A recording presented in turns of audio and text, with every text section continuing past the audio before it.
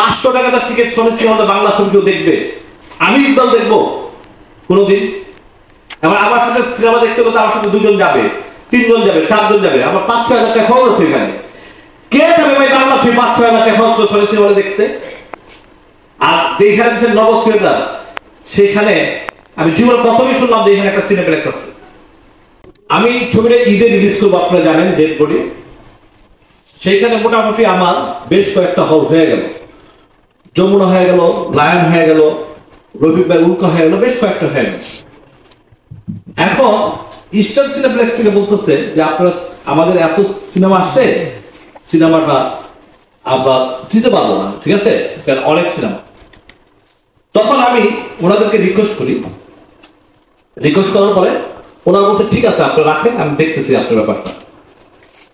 তা আমি ওনাদের কথা শুনলাম, শোনার পরে ওরা আমাকে মাহবুব ভাই স্টেশনের যে ওনার যে মাহবুব ভাই, উনি আমার সাথে কথা বললো বললো জিকবল ভাই আপনি এক কাজ করেন, আপনি ঈদের 2 সপ্তাহ পরে আসেন, আপনি ঈদের 2 সপ্তাহ পরে আসেন, আমি আপনার ছবিটা সুন্দরভাবে শেষ করে দিচ্ছি। আমি বললাম ভাই আমি তো খুব ঈদের শখ করছি, ছবিটা আসবো, দেখ আপনি যদি আমাকে ইস্টার্ন সিনেপ্লেক্স, আমি তো বাংলাদেশের সিনেপ্লেক্সের ছবি, এখন আপনি যদি আমাকে ঈদের 2 সপ্তাহ পরে দেন তো প্রচন্ড গরম, প্রচন্ড অন্যরকম অবস্থা, তা আমি তো এমনি কিল হয়ে যাবো, কয়টা তারপরে আপনি দেন। তা আমি ওনার কথা শুনে আমি 2 সপ্তাহ ঈদে আর আসলাম না। বিশেষ এখানে উনি বলছে, অনন্ত জলি সাহেব বলছে, সবাই আমাকে বললো দরকার নাই। এখন 2 সপ্তাহ পরে যখন আমি আসলাম ঈদের সিনেমাটা, আমি তখন খুব অসুস্থ হয়ে পড়ি। আমার ম্যানেজাররা কোথায় বুকিং করতেছে, কি করতেছে, আমি ওটা কিছুই জানি না। তো হঠাৎ করে এক সকালবেলা আমার বাসায় আসছে, শুক্রবার দিন। তাই বলছি যে স্টেট সিনেপ্লেক্স কোথায় কোথায় আসছে, বললো যে স্টেট সিনেপ্লেক্সে দেয় নাই, নগদ থিয়েটারে দিচ্ছে। আমি এটা কোথায়, এই সিনেপ্লেক্সটা কোথায়, নগদ থিয়েটার কোথায়, ওই বিজয় সরণি নাকি কোথায়, আমি জীবনে প্রথম শুনলাম। তারপরে সরিতে দিছে যেখানে টিকিট 500 টাকা দাম। আমি সকালবেলায় বললাম যে আমার ছবিটা নামা দিতে বলেন, আমার স্টেশনের দরকার নেই, আমি ছবি চালাবো না। আমি খুব অসুস্থ শরীর নিয়ে আমি মধুমিতা সিনেমা হলে ছবিটা দেখতে গেলাম, এবং সেখানে আমার সাথে যারা ছিল সবাই দেখছে, হাউসফুল দর্শক ছিলেন। ওইখানে অনেক ইন্টারভিউ আমি দিচ্ছি, দেওয়ার পর আমি সেদিনই ওইখানেই দাঁড়ায় আমি প্রতিবাদ করছি যে আমি ছবিটা এই আমার সাথে যে কাজটা করছে সেইখানে আমি প্রতিবাদ করছি। আমার যদি তাদের এখানে চালানোর ইচ্ছা থাকতো, তাহলে আমার ছবিটা যেখানে চলতেছে সেখানে আমি কেন প্রতিবাদ করবো? শুক্রবার দিনে আমি কিন্তু বিকালবেলা প্রতিবাদ করছি, আপনাদের সমস্ত চ্যানেল ইউটিউবে আমার এই প্রতিবাদ আছে।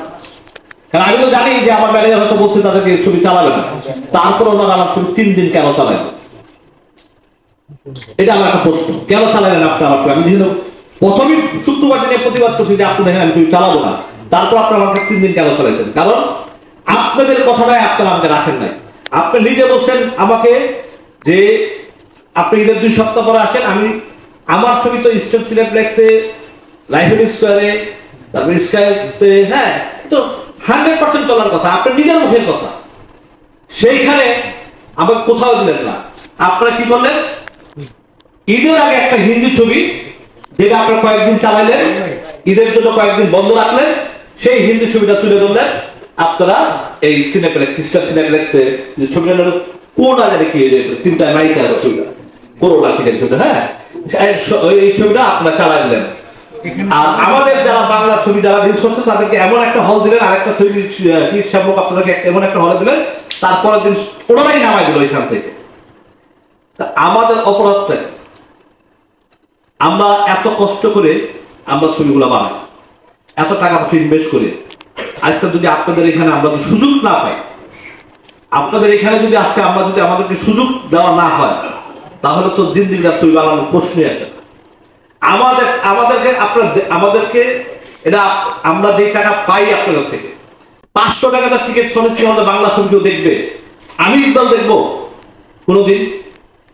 আমার সাথে সিনেমা দেখতে গেলে আমার সাথে 2 জন যাবে, 3 জন যাবে, 4 জন যাবে, আমার 5-6 হাজার টাকা খরচ আছে এখানে। কে যাবে ভাই বাংলা ছবি 5-6 হাজার টাকা খরচ করে শনি সিনেমা দেখতে? আর যেখানে দিচ্ছেন নগদ থিয়েটার, সেখানে আমি জীবন প্রথমে শুনলাম যে এখানে একটা সিনেপ্লেক্স আছে। আমি জীবন প্রথম শুনলাম এটা।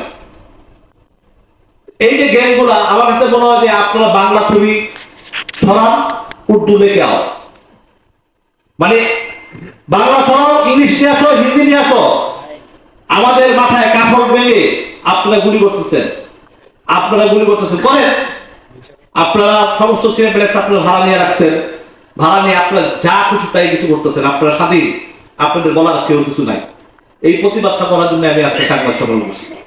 অধিকার আজকে দেখেন, আজকে গ্রিন কার্ড আমি দেখছি এত সুন্দর একটা ছবি, এবং ওই যে আমাদের ছোট্ট আহমেদ সাহেবের একটা ছবি, করোনা নিয়ে ছবিটা করছিল, হ্যাঁ, আহারে জীবন, অনেক সুন্দর সুন্দর ছবি। আজকে আমরা ইংলিশ ছবি দিয়ে রাখছেন আমাদের সাথে, এসব ছবি ইভেন্টের মতো আপনি ইংলিশ ছবি দিয়ে রাখছেন, অথচ আমাদেরকে আপনার ফল দেন না। এটা এই দুঃখ আমরা কারে বলবো? যাই হোক, এটা এই ইন্ডাস্ট্রিকে বাঁচাতে হলে আজকে এইখানে আপনারা যারা দেখতেছেন, ওনারা ইন্ডাস্ট্রির মাথা, একদম সত্যি ওনারা মাথা এখানে ইন্ডাস্ট্রি, ওনারা আজকে এটা ডিসাইড দেখ। আমাদের প্রযুক্তি সভাপতি, সাবেক সভাপতি, এবং আমাদের 18 সংগঠনের 19 সংগঠনের রানিং সভাপতি খুরশু ভাই, তার মাধ্যমে বলতে চাই যে তা আপনি 19 সংগঠনের আপনি মাথা, আপনি আমাদেরকে সুস্থ সুন্দর একটা বিচার আমাদেরকে আপনার এনে দেবেন, এটাই আমরা আপনার কাছে আশা করতেছি। যাই হোক, আমার কথা শেষ। আমার দুঃখের কথাগুলো আমি আপনাদেরকে বললাম, আমার কারো কথা কমপ্লেন নাই, কোনো কিছু নাই, আমি জাস্ট খালি আমার দুঃখের কথাগুলো আমি আমার মুরব্বীদেরকে জানালাম, আমার সাংবাদিক ভাইদেরকে জানালাম।